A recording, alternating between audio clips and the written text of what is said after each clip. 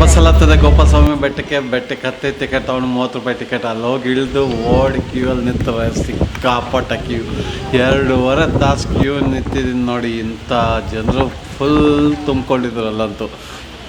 ಹಾಗೆ ಮುಂದಕ್ಕೆ ಹೋಗ್ತಾ ಅಲ್ಲಿ ಹೋಗಿ ಟಿಕೆಟ್ ತೊಗೊಂಡೆ. ಅಂತೂ 60 ರೂಪಾಯಿ ಮೇಲೆ ಕೆಳಗೆ ಬರಲಿಕ್ಕೆ, ರಿಟರ್ನ್ ಬರಲಿಕ್ಕೆ ಸರ್ 60 ರೂಪಾಯಿ ಟೋಟಲ್. ಹಂಗೆ ಪುನಃ ಕ್ಯೂ ನಿಂತು ನಿಮ್ಗೆ ಏನು ಬೇಕೋ ತೊಗೋಬೋದು. ಅಲ್ಲಿ ಎಲ್ಲ ತಿನ್ನಲಿಕ್ಕೆಲ್ಲ ಸಿಗುತ್ತೆ.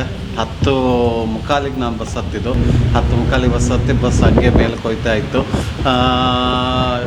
ರೂಟ್ ಮಾತ್ರ ಸಕ್ಕತ್ತಾಗಿದೆ, ಬ್ಯೂಟಿಫುಲ್ ವ್ಯೂ. ಅಲ್ಲಿಂದ ಸಣ್ಣದ ರೋಡು, ಒಂದೇ ಬಸ್ ಹೋಗೋದು, ಬೇರೆ ಯಾವ ವೆಹಿಕಲ್ ಹೋಗೋದಿಲ್ಲ. ನಿಮ್ಮ ಪ್ರೈವೇಟ್ ಗಾಡಿ ತಂದರೆ ನೀವು ಪಾರ್ಕಿಂಗಲ್ಲಿ ನಿಲ್ಲಿಸ್ಬೇಕು. ಮೇಲೋದು ಕೂಡ ಅಲ್ಲೊಂದು ದೃಶ್ಯ ನೋಡಿದ್ರೆ, ಅಲ್ಲಿ ಪೊಲೀಸ್ ಆಫೀಸರ್, ಫಾರೆಸ್ಟ್ ಆಫೀಸರ್ ಇಬ್ಬರು ನೋಡಿತಾಯಿದ್ರು.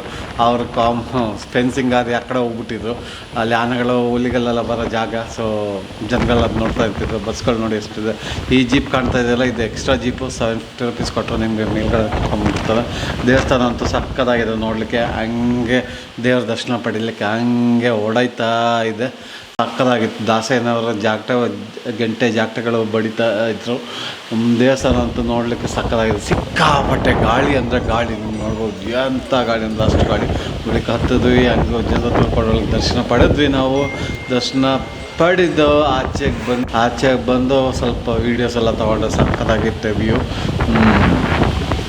ನೋಡಲಿಕ್ಕೆ ಕಣ್ಣು 2 ಸಾಲದು ಅಷ್ಟು ಮಟ್ಟಿಗೆ ವ್ಯೂ ಸಕ್ಕತ್ತಾಗಿದೆ ಅಲ್ಲಿ ಹೋಗ್ಬೇಕಾದ್ರೆ. ಮತ್ತು ಹಂಗೆ ಪುನಃ ಊಟಕ್ಕೆ ಕ್ಯೂ ನಿಂತು ಊಟ ಮಾಡಿ ಅದೇ ತಿರ್ಗಾ ಅದೇ ಬಸ್ ಹತ್ಕೊಂಡು ಆಚೆ ಬಂದ್ವಿ.